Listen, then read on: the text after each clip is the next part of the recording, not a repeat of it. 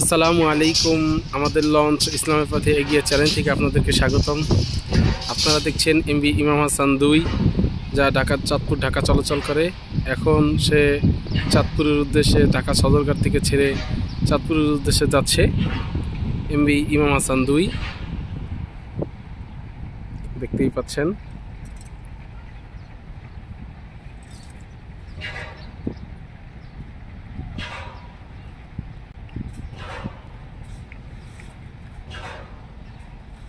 MV ইমাম হাসান 2 চাঁদপুরের উদ্দেশ্যে ছেড়ে যাচ্ছে।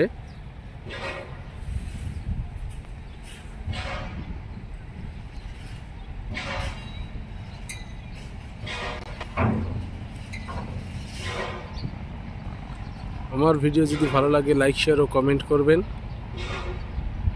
ও আমার চ্যানেলটি রিভিউ করতে পারেন ভিডিওটি, এবং ভিডিও ভালো লাগলে চ্যানেলটি সাবস্ক্রাইব করে পাশে থাকা বেল আইকনটি বাজিয়ে দিন, যাতে পরবর্তী ভিডিও অতি তাড়াতাড়ি পেতে পারেন। আসসালামু আলাইকুম।